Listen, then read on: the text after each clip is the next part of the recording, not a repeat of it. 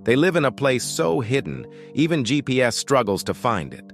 A patch of rural West Virginia where the hills are high, the roads are narrow, and strangers are met with wary eyes.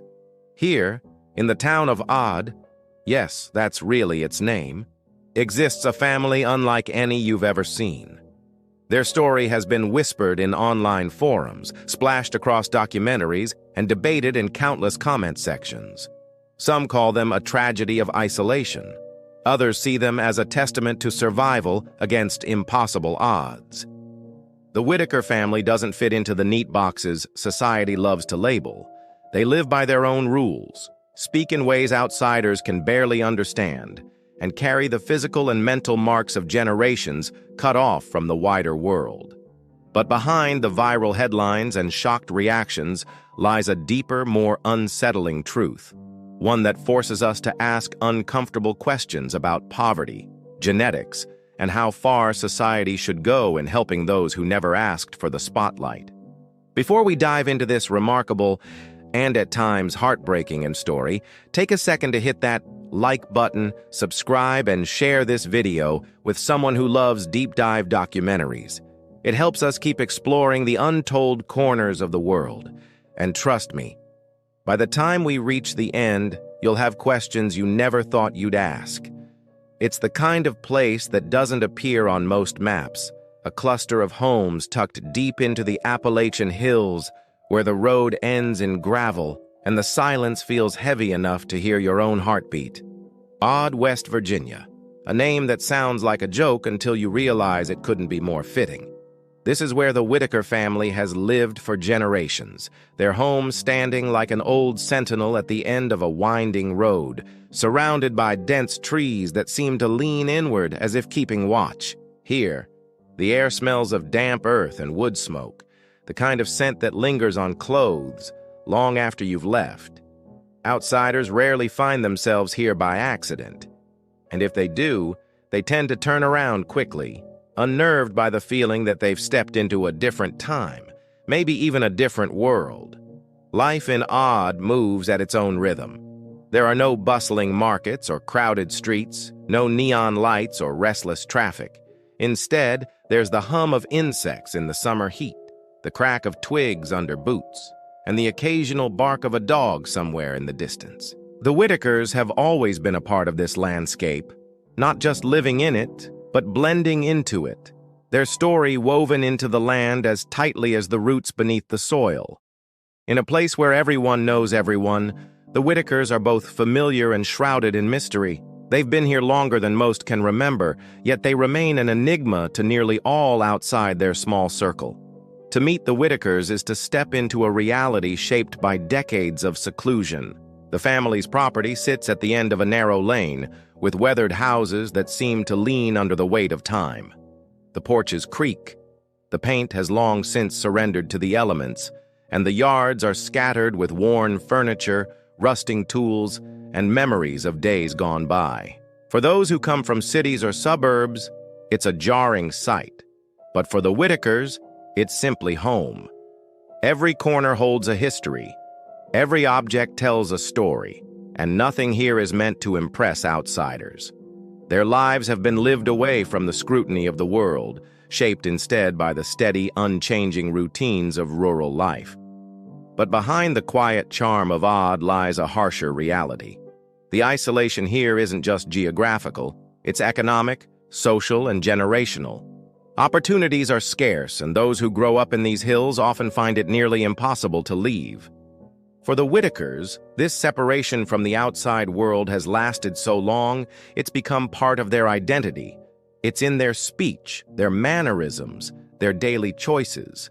And it's this very isolation that has given rise to the family's most controversial and widely discussed aspect, the generations of inbreeding that have left their mark in both visible and invisible ways. Though the topic is often handled with cruel fascination by outsiders, here in Odd, it's simply part of the history, spoken of quietly, if at all. Yet perhaps the most striking thing about the Whittakers is not their differences, but the way they endure. In a world that often defines worth by wealth, education, or appearance, They live entirely outside those measures. They've survived decades without relying on the systems most of us take for granted, bound together by family ties that are as unbreakable as they are complicated. And while the wider world might view Odd as a place lost in time, for the Whittakers, it's the only time they've ever known. A place where the hills keep secrets, the past never fully fades, and every visitor leaves with a story they'll never forget. When you stand on the dirt road outside the Whittaker home, the rest of the world feels impossibly far away. It's not just the miles of winding hills or the poor cell reception. It's the sense that here, life obeys different rules. For most families, news, trends, and outside influences seep in through television, internet, and regular interaction with neighbors.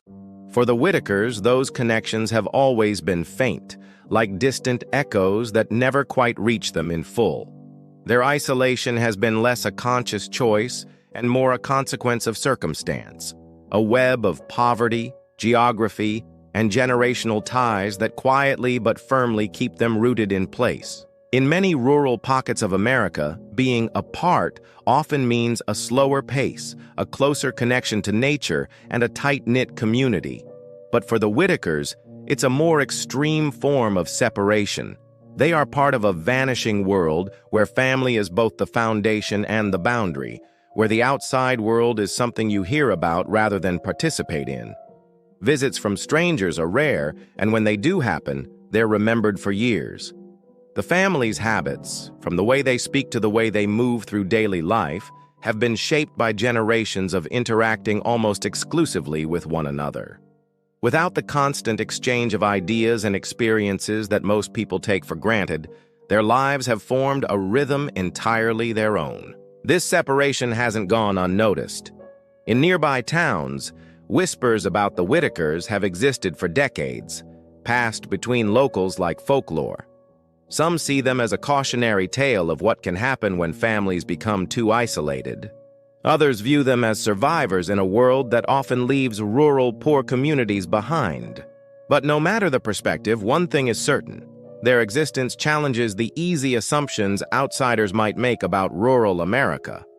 Poverty in these hills doesn't just limit opportunity, it can create invisible walls that are as effective at keeping people in as they are at keeping others out.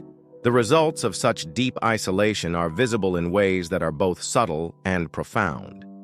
For example, their unique speech patterns and nonverbal communication aren't quirks picked up from television or modern culture. They're homegrown, shaped over decades in an environment where language evolved within the family itself. This has puzzled visitors, and sometimes been misinterpreted as a lack of intelligence, when in reality, it's simply the product of an insular life. Physical traits, too, have been passed down in ways that outsiders might not understand without context. It's a living example of how environment and genetics intertwine when a community remains cut off from broader interaction. And yet, despite their separation from the mainstream, the Whittakers have a kind of resilience that defies easy categorization. Their lives are far from glamorous, but they have adapted to their circumstances in ways most of us couldn't imagine. In the absence of modern conveniences and outside support, they've built a self-reliance that keeps them going, even if it means the rest of the world sees them as different. To them, Odd isn't a prison, it's home. And while outsiders might see their isolation as a tragedy, the Whittakers move through each day with the quiet certainty that comes from knowing exactly where you belong, even if it's far from where anyone else might want to be. The word itself is heavy: inbreeding. For many, it conjures images of old-world monarchies or historical scandals whispered about in classrooms. But in places like Odd, West Virginia, it's not some distant, romanticized history lesson. It's a lived reality, shaped less by choice and more by the limits of geography, poverty, and opportunity. Inbreeding happens when families have children with close relatives, and while it's a sensitive and uncomfortable topic, it's one that's impossible to understand the Whittaker family's story without addressing. In rural, isolated communities, where the nearest neighbors may be kin and the circle of potential partners is small, it can happen gradually over generations, without anyone ever setting out to break societal norms. From a scientific standpoint, the consequences are well documented. When close relatives have children, the genetic diversity that typically helps protect against harmful mutations is reduced. Over time, this increases the likelihood of certain physical or cognitive conditions. In the Whittakers case, these effects are visible in ways outsiders often notice immediately, in speech, movement, and appearance. But while science can explain the mechanics, it cannot capture the lived experience. The way a family navigates the daily reality of those differences, the quiet acceptance that comes from knowing no other life, and the dignity they cling to in the face of public scrutiny. History offers many examples of inbreeding far from the Appalachian Hills. The royal Habsburg dynasty of Europe famously suffered from generations of intermarriage, resulting in distinctive physical traits and severe health issues that were eventually impossible to hide. The same genetic principles apply, whether in a castle or a cabin, but the surrounding circumstances change the story. For the Habsburgs, it was about preserving power and wealth. For families like the Whittakers, it's about survival in a place where the outside world feels unreachable. This context matters because it shifts the conversation from judgment to understanding, from mocking curiosity to a sobering reflection on what isolation can do. Yet this truth is often overshadowed by the way outsiders frame it. Too often, the narrative around families like the Whittakers is sensationalized, turning their lives into a spectacle. Documentaries, news segments, and viral internet posts can highlight the physical effects without exploring the deeper causes: poverty, a lack of infrastructure, and generations of being cut off from healthcare and education. The result? A story stripped of its humanity, reduced to shock value. And while some viewers may feel pity, others respond with cruelty, forgetting that behind the headlines are people who laugh, grieve, and dream like anyone else. Talking about inbreeding in the Whittaker family isn't about assigning blame. It's about recognizing how such situations develop when communities are left behind for decades, when there are no roads leading out, no opportunities pulling people toward something different, no resources to bridge the gap between isolation and integration. Inbreeding in this context isn't a scandal. It's a symptom of rural neglect, of systemic poverty, of generations trapped in a cycle too large for any single family to break on their own. And unless those root causes are addressed, the story of the Whittakers will remain not just a chapter in history, but an ongoing reality for families across forgotten corners of America. Step through the creaking gate and onto the Whittaker property, and you quickly realize you've entered a world most people will never see.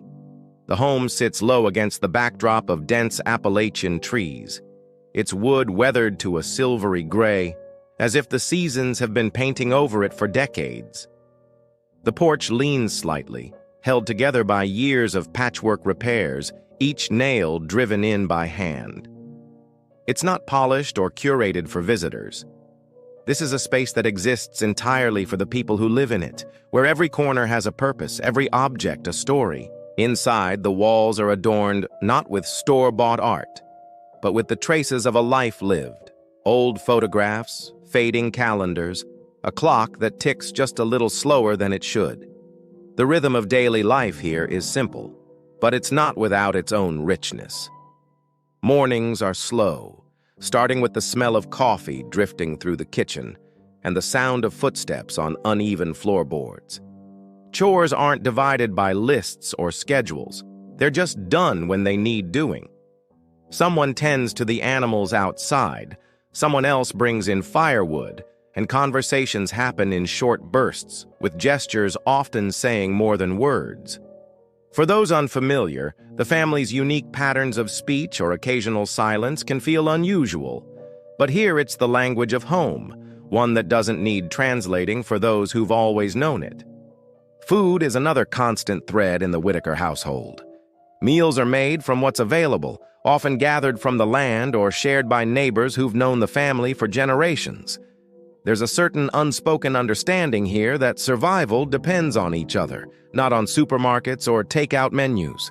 The table may not be set with matching plates or polished silverware, but it's a place where the day's stories are shared, where laughter sometimes erupts without warning, and where the outside world feels a million miles away. It's a reminder that home, at its core, is about the people within it, not the perfection of the walls around them. Visitors who have spent time with the Whittakers often leave with conflicting emotions. On one hand, the home is undeniably marked by the weight of poverty, peeling paint, patched roofs, and limited access to modern conveniences. On the other hand, there's a resilience here, a refusal to let hardship erase the bonds that hold the family together. They live in close quarters, not because it's trendy or minimalist, but because that's what life here has always demanded. And in those close quarters, they've built an intimacy that outsiders might struggle to understand, one where privacy is scarce, but connection is constant. To step back from the property and watch the Whittakers go about their day is to see a kind of quiet defiance. Against the odds, they have carved out a life in a place the rest of the world might deem unlivable. Their home is not a museum piece for documentaries, nor a prop for online curiosity. It's the center of their universe, and while others may view it through the lens of what it lacks, for the Whittakers, it holds everything that matters: shelter from the harsh winters, a space for shared meals, and walls that have witnessed generations of their story. In the end, life inside the Whittaker home isn't about what's missing. It's about what's endured. It began quietly, the way most big shifts in small towns do, with a stranger showing up at the end of the road. For years, the Whittaker family's life had gone largely unnoticed outside of odd West Virginia.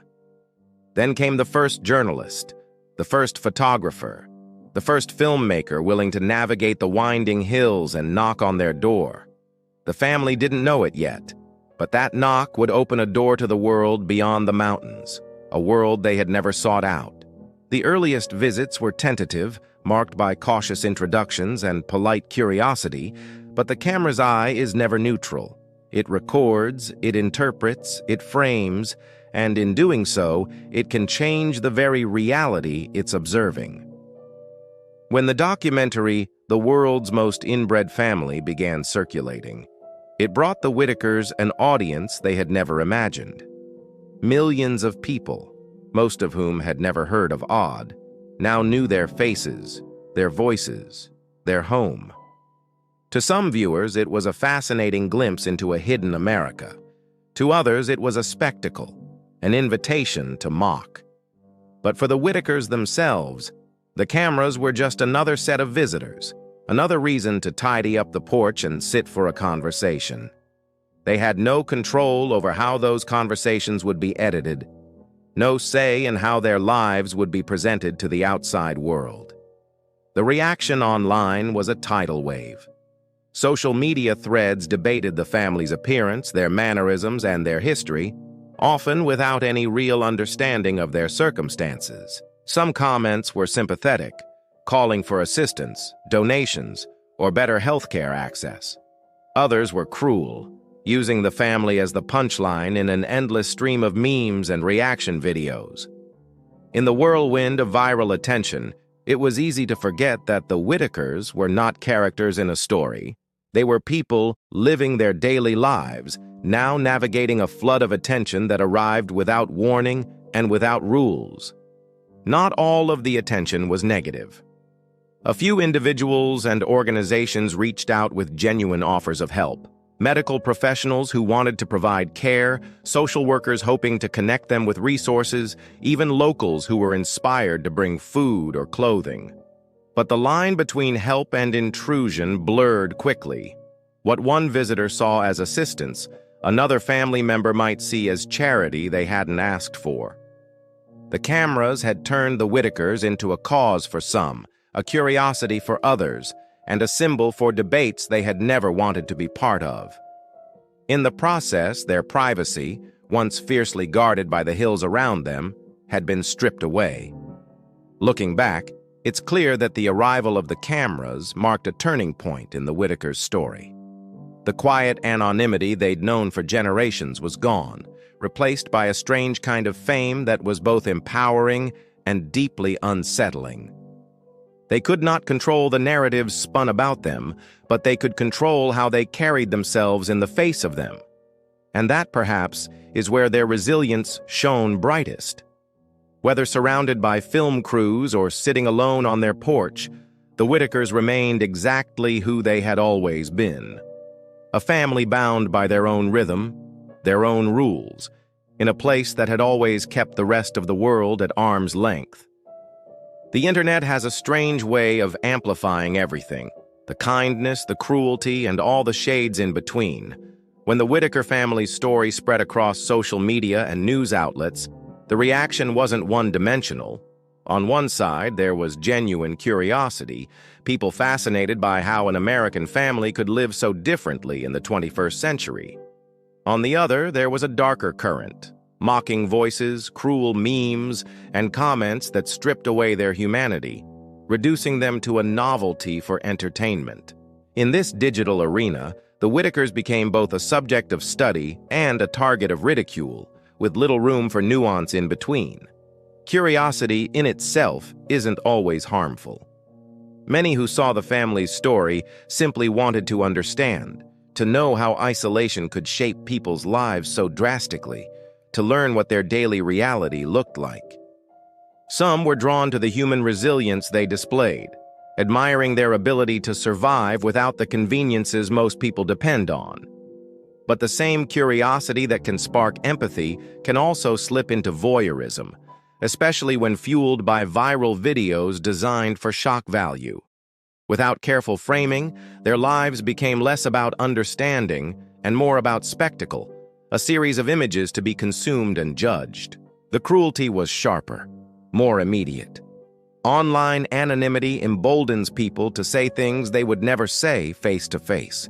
Behind screens, strangers dissected the Whittakers' physical features, speech patterns, and home as though they were props in a reality show rather than real human beings.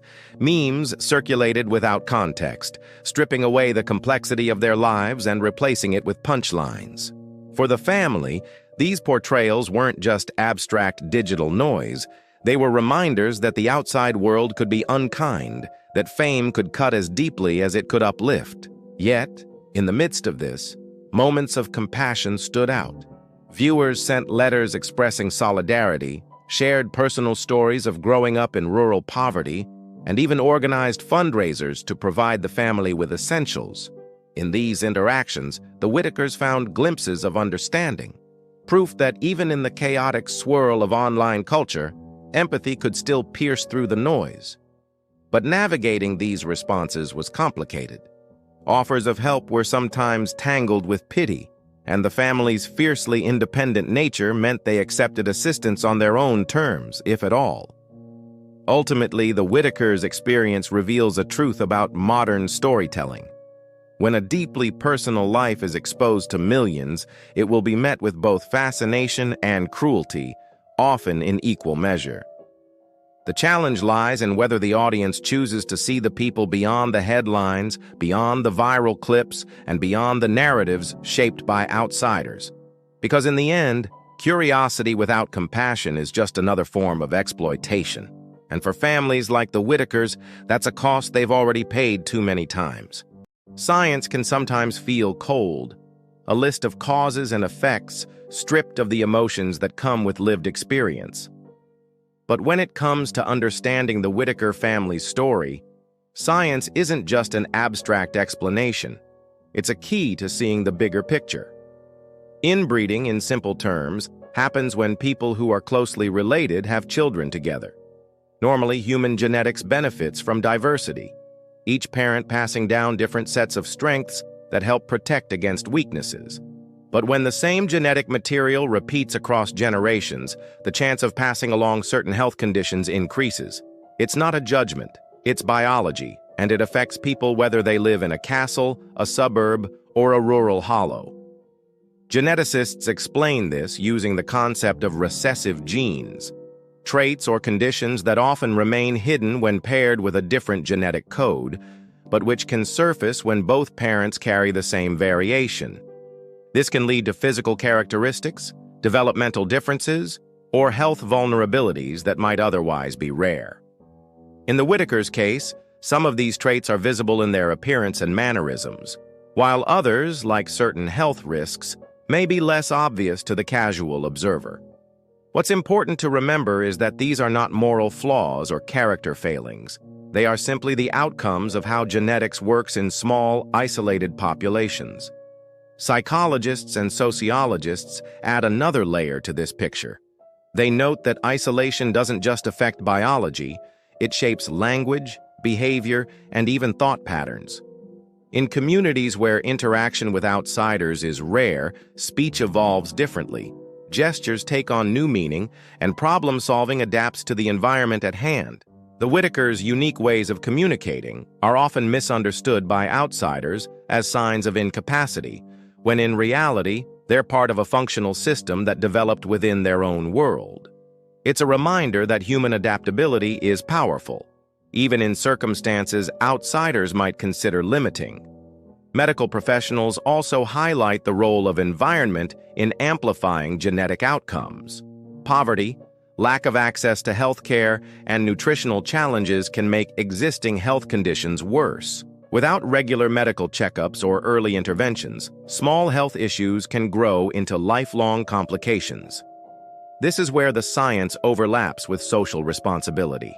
Genetics may set the stage, but living conditions determine much of the play. In the Whittakers' case, their rural environment has both preserved their way of life and limited their access to resources that could improve their health and comfort. Understanding the science behind the Whittaker family's story isn't about reducing them to a set of medical facts. It's about seeing the full truth, that their circumstances are the result of a complex interplay between genetics, isolation, and systemic neglect. And if science teaches us anything here, it's that the problems facing families like the Whittakers aren't inevitable. With the right resources, education, and support, the cycles that lead to these outcomes can be broken. The question, as always, is whether the outside world will choose to act on that knowledge or simply watch from a distance. Poverty in places like Odd isn't just about a lack of money. It's about a lack of movement. It's a slow, invisible net that tightens over generations, holding families in place long after they've stopped trying to pull free. For the Whittakers, that net has been woven from more than just low income. It's the absence of nearby jobs that pay enough to support a family, the long distances to schools and hospitals, the cost of leaving compared to the impossibility of staying. In rural America, opportunity often lies hours away, but when you don't have a reliable car, steady work, or even a clear picture of what's out there, those hours might as well be oceans. This trap doesn't spring suddenly. It's built over decades, as infrastructure bypasses certain regions and industries dry up, leaving behind small towns with fading storefronts and shrinking populations. For the Whittakers, their land is one of the few constants, passed down through the years, not because it's particularly valuable, but because it's what they have. The home and property may provide shelter, but they also bind the family to a place where survival depends on doing what you can with what you've got. It's a life where the question isn't, how do we get ahead, but how do we make it through another winter? Education is often held up as the key to breaking poverty's cycle, but in communities like Odd, even that path is full of barriers. Schools may be underfunded, understaffed, and miles away, making consistent attendance a challenge. Without strong educational foundations, job opportunities are limited, and the cycle tightens. For the Whittakers, formal education has always been secondary to survival skills, fixing what breaks, gathering what the land provides, leaning on each other for help. These skills are valuable in their own right, but they don't often translate into the kind of work that leads to financial independence in a modern economy. Healthcare is another missing piece. In wealthier areas, a persistent cough or a bad back might send someone to a clinic within a day or two. In places like Odd, those same issues can go untreated for months, even years, until they become permanent conditions. Without affordable care or transportation to reach it, preventable problems can turn into life-altering ones. For a family like the Whittakers, where genetic risks are already heightened, the lack of medical access compounds the challenges they face. And so the trap tightens further, not through a single catastrophic event, but through the slow accumulation of hardships that never seem to end. Breaking out of the poverty trap takes more than just individual willpower. It requires a shift in the systems that hold communities in place. For the Whittakers, change would mean access to reliable health care, better schools, improved infrastructure, and economic opportunities that don't require abandoning their home. But in rural America, those changes come slowly, if they come at all. And so, the family remains in the same hills, on the same land, living within the same limits, not because they've chosen poverty, but because poverty has chosen them, and it's a fight they've been waging for generations. The question lingers over every conversation about the Whittakers. Can the cycle be broken? For outsiders, the answer seems obvious. Provide resources, education, and health care, and the path forward will open. But for those who have lived in places like Odd for generations, change isn't just about what's available. It's about what's familiar, what feels safe. Leaving behind a home, even one shaped by hardship, means stepping into a world that operates by entirely different rules. For the Whittakers, the outside world is a place they've heard about far more than they've experienced, and trust is not given easily to people who arrive promising transformation. Breaking a cycle like theirs isn't a single act. It's a process that can span years, even decades. It begins with access, but it also requires patience. A doctor's visit here, a repaired road there, a neighbor who drives someone to town when they need it. These small steps are the seeds of change. But even with support, there's the reality of generational patterns. When a way of life has been passed down for so long, shifting away from it can feel like abandoning not just habits, but identity. The family's connection to their land and to one another is deep, and those ties can make the idea of starting over somewhere else feel impossible. There's also the matter of agency. Help that feels imposed can backfire, no matter how well-intentioned. The Whittakers, like many in isolated rural areas, value independence fiercely.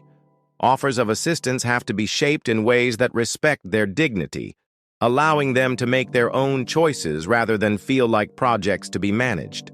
Too often, interventions from outsiders are short-term bursts, a flurry of attention followed by silence when the cameras leave. Sustainable change requires a long-term commitment that doesn't disappear when public interest fades. Some progress has been made in other communities facing similar circumstances. Outreach programs that combine healthcare visits with community-building efforts, education tailored to rural realities, and small-scale economic opportunities can create momentum. These aren't dramatic fixes. They're quiet, steady improvements that can build trust over time.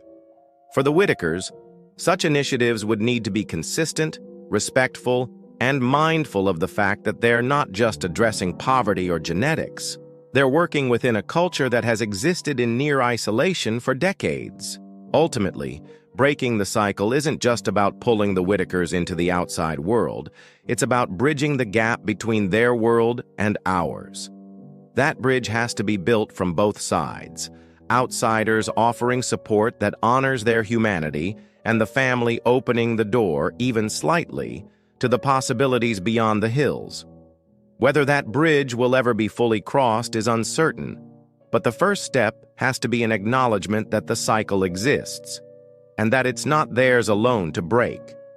Standing at the edge of Odd, where the gravel road meets the first stretch of asphalt, it's easy to see how two worlds coexist yet rarely meet. On one side, the vast expanse of rural hills, where life is shaped by tradition, isolation, and resilience. On the other, the promise, and sometimes the illusion for us of opportunity and change. The Whittaker family's story lives in that space between the two, a reminder of how the lines between survival and struggle, dignity and difficulty can blur in ways that defy simple narratives. Their lives are not neatly packaged lessons. They're complicated, messy, and deeply human. The ethics of telling such a story are equally complex. Documentaries and media coverage can illuminate forgotten corners of society, but they also risk exploiting the people they portray. The Whittakers did not ask to be a symbol of rural isolation or the effects of inbreeding, yet the cameras turned them into one. Each image, each clip, carries the weight of interpretation, and with that comes responsibility. The challenge is in finding the balance between revealing truth and preserving dignity, between sparking awareness and inviting voyeurism. Looking at the bigger picture, the Whittakers' lives reflect broader issues that reach far beyond the Appalachian Hills. Rural poverty, lack of health care, and generational isolation are not unique to West Virginia. They exist in pockets across the world. The specifics may differ, but the patterns are strikingly similar. These are stories shaped not only by personal choices, but by decades of economic neglect, infrastructural decay, and systemic indifference. To truly address them requires more than curiosity. It demands investment, empathy, and the willingness to see value in lives lived outside the mainstream. For the Whittakers themselves, the future remains uncertain. The waves of media attention may come and go, but the hills around Odd will remain, holding their history like a sealed book. Whether change will come in the form of better resources, greater connection to the outside world, or simply the continuation of the life they've always known, is something only time will answer. What's clear is that they will meet whatever comes with the same quiet persistence that has carried them through generations. In the end, the Whittaker family's story forces us to ask uncomfortable questions about how we define progress, about the role of outsiders in shaping other people's futures, and about the thin line between interest and intrusion. It challenges us to look beyond the headlines and viral clips, to see the people behind them, and to recognize that dignity is not determined by wealth, education, or proximity to modern life. Sometimes, dignity lives in a weathered home at the end of a dirt road, in a family that has endured more than most of us will ever understand. And from that edge, they remind us that every life, no matter how far removed from our own, carries a story worth telling with care.